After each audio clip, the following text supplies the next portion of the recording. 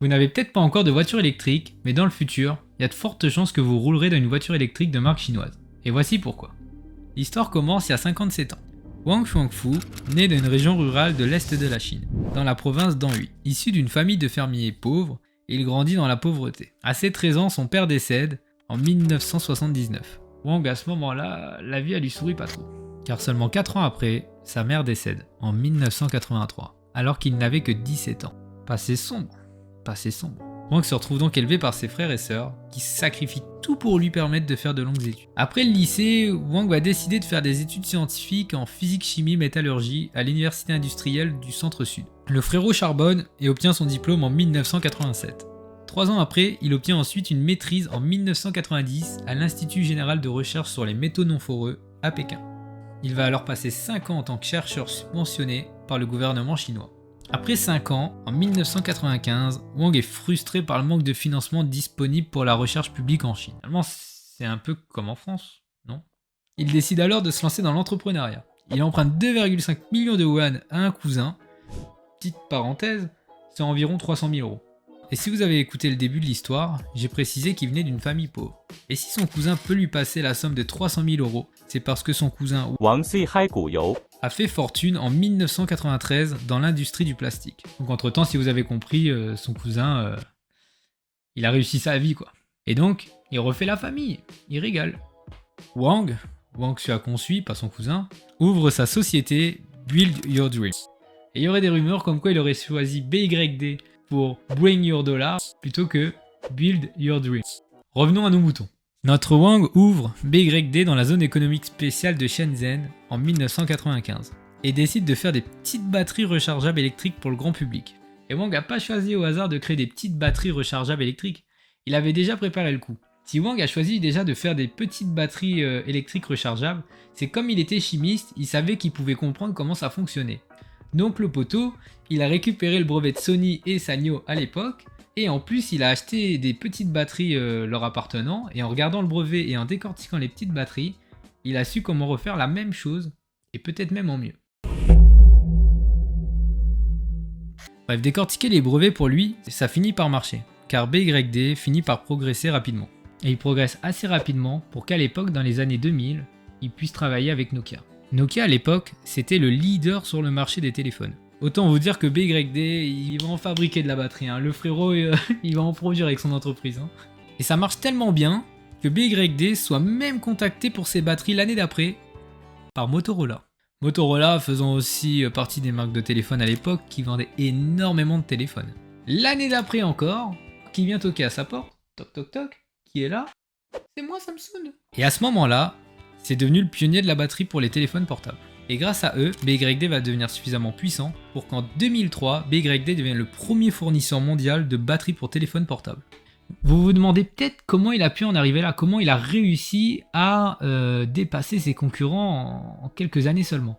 Et en fait, c'est simple. La Chine à l'époque, la manœuvre a coûté encore moins cher. Ils étaient 1,3 milliard, qui est énorme, donc il y avait énormément de main d'œuvre. On a de la manœuvre et on est à un prix pas cher.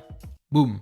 Donc il en a profité et en plus les batteries sont de bonne qualité. Donc batterie de bonne qualité, manœuvre pas chère et en plus il y a du monde pour travailler, le succès est garanti.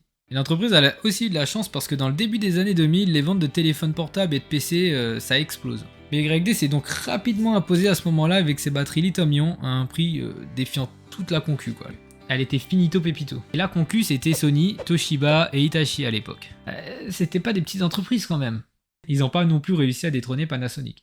Toujours en 2003, le succès continue pour BYD, car leur batterie s'invite dans les ordinateurs Dell et les outils Black & Decker, et les nouveaux lecteurs MP3. Encore aujourd'hui, BYD est tellement gros que une batterie sur 10 a été fabriquée par eux. Putain. Revenons à nos moutons. Donc, si on se reconcentre, là, Wang, il a réussi à créer son rêve, à faire son entreprise de batterie. Il a réussi son projet numéro 1.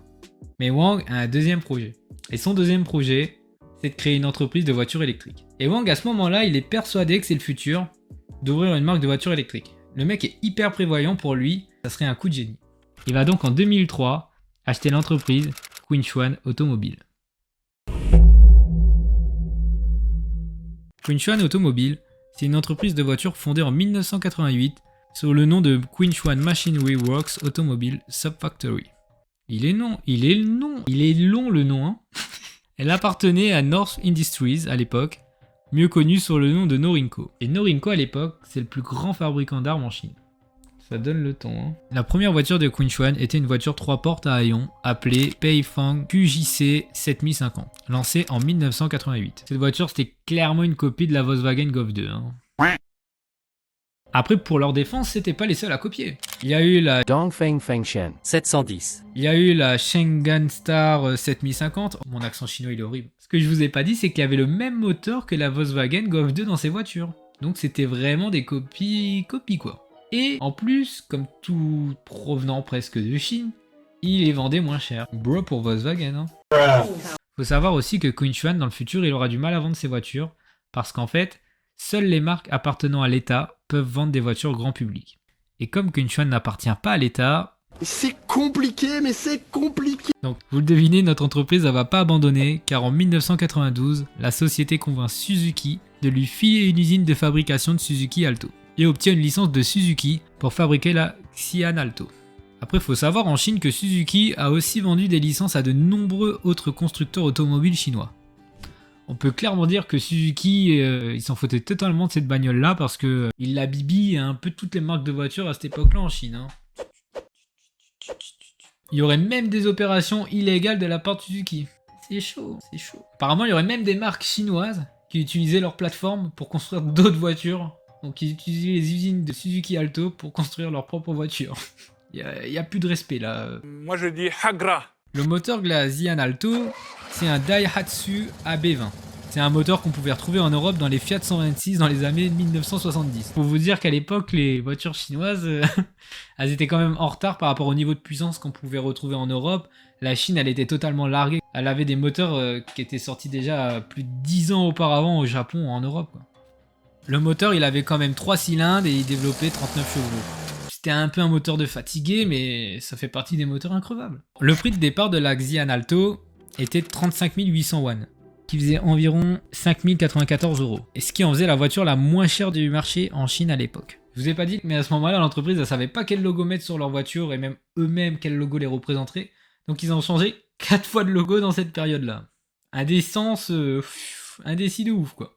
Notez aussi que la photo du tableau de bord sur le volant tournait complètement à droite, de sorte à ce que le logo Suzuki se retrouve à l'envers. Bon, apparemment, ça serait le service de relations publiques qui a pas fait gaffe après la vérification de production des voitures. Entre temps, notre entreprise avait allé négocier auprès d'un designer hongkongais, Tak Lee, la possibilité d'industrialiser son prototype Lucky Star. Donc il expose au salon de Pékin en 1996. Et comme je vous ai dit un peu plus tôt, l'État chinois va mettre un veto, car en fait, comme c'est pas une entreprise d'État, c'est mort en fait. Donc ils ont beau essayer de présenter une voiture à un salon, etc. en Chine, si l'État il a dit non, c'est non. Bon, après leur tentative échouée, ils vont faire des variations de la Alto pour quand même essayer de se faire de l'argent. Ils vont aussi en profiter pour encore changer leur logo. Les ventes de la Xi'an Alto étaient plutôt bonnes, mais bon, à un moment, vendre toujours la même voiture, en plus que la concurrence vend aussi cette voiture version AliExpress, ça devient compliqué et Quinchuan a du mal à se faire un nom. En plus, sachant que l'État chinois empêche de commercialiser une de leurs nouvelles voitures, ils sont mais ils abandonnent pas malgré tout, ils décident encore de faire une petite voiture familiale pour se faire un peu plus d'argent, pour faire rentrer de la moula. Et en 2001, l'État approuve la Flyer. Eh oui, en fait les mecs ils ont dû tellement insister que le gouvernement il en a eu marre, ils ont fait ok, sortez une voiture mais arrêtez de nous faire des demandes tous les ans les mecs, on n'en peut plus, oh. Il faudra attendre septembre 2001 pour que la production commence. Bon, c'est une Alto avec une carrosserie différente et un réglage moteur qui est aussi différent, hein. C'est pas non plus une nouvelle voiture de A à Z quoi. Revenons à nos moutons. Ils essaient de vendre leur voiture à 50 000 yuan, soit 20 000 yuan de plus que la Xi'an Alto. Vous le sentez le coup venir, hein. Ils ont fini par descendre le prix à 55 000 yuan, et comme la voiture se vendait pas, ils ont baissé le prix encore à 45 000 yuan. Rapidement, Norinco, il voit la merde arriver, il décide de lâcher Quinchuan. Ils vendent donc l'outillage à un prix inférieur à sa valeur réelle. Et du coup, les gars, ils en ont rien à foutre. Norinco, il est arrivé, il a vendu en fait l'usine qui leur permettait de produire des voitures. Donc en fait, Quinchuan, il peut plus produire de voitures en fait s'ils vendent l'usine. Et eux, ils l'ont vendu bradé à une autre entreprise de voitures parce qu'ils ont vu, pour eux, Quinchuan, ils avaient perdu l'espoir, quoi. Ils étaient mauvais. Et malheureusement c'est un peu le cas quoi, parce qu'à chaque fois c'est un flop. Et ils font quoi de l'outillage de fabrication de la Alto? Bah une nouvelle Alto relookée, de toute façon on peut faire que ça hein. La voiture s'appelle la Tongtian Glow. Alto ne mourra jamais. Mais le pire, c'est que la Tongtian Glow a été un succès commercial en Chine. Ils ont réussi à faire ce que Quinchuan a pas réussi à faire en fait, en vendant une Alto modifiée. Enfin, ils ont réussi à vendre une Alto différente au public en mode c'est une nouvelle voiture. Et ça, Quinchuan, il a pas réussi à le faire quoi. Et en 2002, les problèmes arrivent, car comme ils vendent rien, Quinchuan Auto se retrouve en difficulté financière. L'entreprise s'endette, rien ne va, ils sont presque finito. En janvier 2003, tout s'accélère. Norinco se débarrasse enfin de Quinchuan Auto, et là, si vous avez bien suivi l'histoire, vous l'avez deviné, qui rachète l'entreprise en Hesse, c'est BYD. Et quoi de mieux que racheter une entreprise vendue pas cher, même si elle est un peu endettée, elle est déjà là quoi. Ça évite de refaire à zéro une entreprise, ça aurait coûté beaucoup plus cher. Donc jackpot, Quinchuan Auto devient BYD Auto.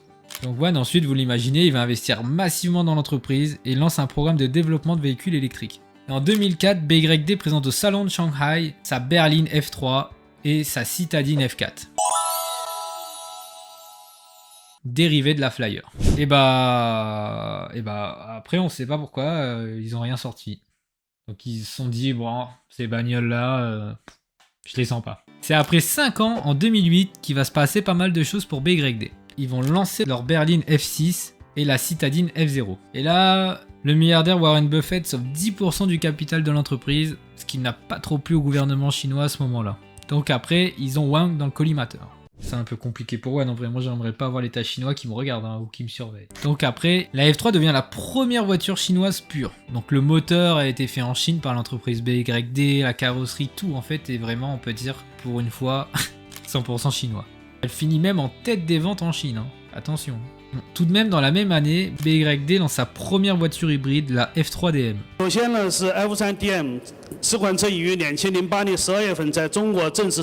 Au début, seules les collectivités chinoises peuvent l'acheter et plus tard, elle est mise au grand public en septembre 2009. Spoiler alert, c'est un gros flop, hein. Mais heureusement pour eux, la F3 marche plutôt bien. Et Wang, l'année d'après, en 2019, il va collaborer avec Delphi pour réaliser ses moteurs de voiture, pour avoir des moteurs plus performants. Car il veut être reconnu à l'échelle internationale, et comme vous vous en doutez, pour être reconnu à l'échelle internationale, il faut quand même respecter un peu les brevets à vue d'œil, donc il peut pas vendre ses moteurs chinois un peu copiés avec toutes les technologies, il a besoin d'une entreprise qui fait déjà des moteurs avec ces technologies brevetées et performantes, donc collaboration avec Delphi. Delphi, je tiens juste à le rappeler, mais ils font des moteurs pour un peu toutes les marques, hein. Audi, BMW, Ford, Mazda, Mercedes, Nissan, Peugeot, etc. Et la même année, ils font aussi un gros bid, la S8. C'est un coupé cabriolet copié français et allemand. Ça a repris le design d'une Mercedes-Benz classe CLK et d'une Renault Mégane 2CC. Donc déjà, autant vous dire que c'est un peu bizarre et bancal le projet. Les gars, ils en ont vendu 85. Pour vous dire le bid. Et l'année d'après, ils en ont vendu 8. La crise. Car cette bagnole, elle était à chier niveau performance apparemment.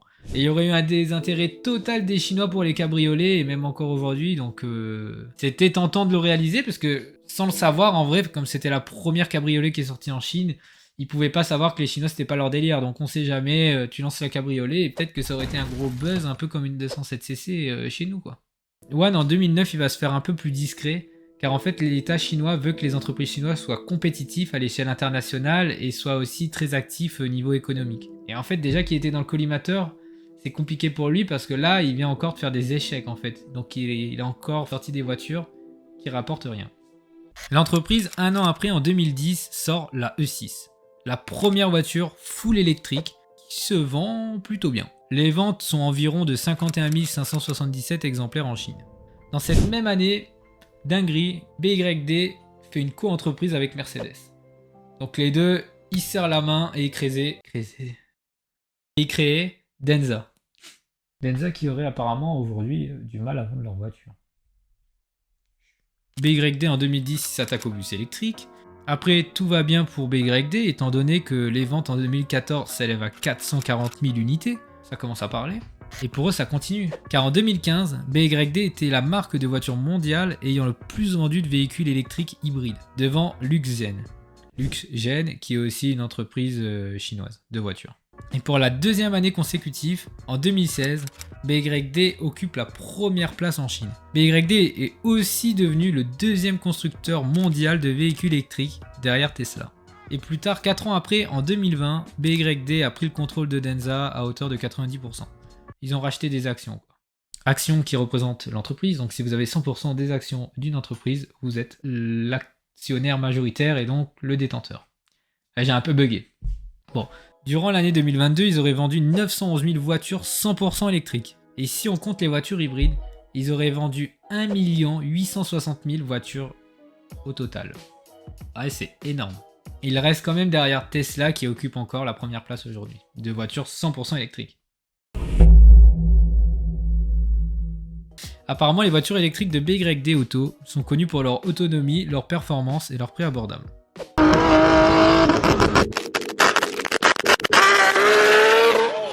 Dernièrement, BYD a lancé 3 nouveaux modèles coup sur coup avec une nouvelle voiture, la Seagull. une voiture citadine présentée au dernier salon de l'auto à Shanghai à un prix de seulement 10 000 €. Quasiment 2 fois plus bas que par exemple ce qu'on a nous, la Dacia Spring. Et apparemment ils aimeraient bien sortir une centrale en France pour faire leur voiture. Tout comme Elon Musk aussi, peut-être que ça pourra arriver. Et avant de finir, je tiens à rajouter des précisions que j'ai pas ajoutées dans l'histoire pour qu'elle soit plus digeste quand même et pas trop longue en soi. Wang Chuangfu a aussi été l'homme le plus riche de Chine durant 2 années, en 2008 et en 2010. Il a atteint le sommet de la liste Hurun, c'est un classement annuel des personnes les plus riches de Chine. Avec le rapport coût-qualité-prix, pas coût-qualité-délai, on confond pas avec les cours à l'école, hein. BYD, c'est une entreprise de voitures aujourd'hui qui va continuer de grossir énormément, car aujourd'hui, l'électrique, c'est à la mode et c'est le futur pour le monde de demain. Donc comme l'Europe envisage aussi en 2035 le 100% électrique, voire le minimum hybride en termes de voitures, BYD a tout intérêt de s'implanter en Europe pour faire rentrer de la moula. Pour moi, l'électrique, personnellement, chaque marque maintenant, c'est à peu près la même chose, quoi. C'est une grosse batterie lithium chimique qui peut péter, exploser à tout moment. Et ça va péter! Comme nos téléphones. Du coup, finalement, pour moi, il n'y a pas une marque mieux que l'autre, c'est de l'électrique, ça peut tomber en panne, etc. Donc, c'est la même merde, quoi. Cette vidéo est à présent terminée, j'espère que l'histoire vous a plu. N'hésitez pas à liker, partager et à vous abonner à ma chaîne surtout. Et on se retrouve bientôt pour une nouvelle vidéo.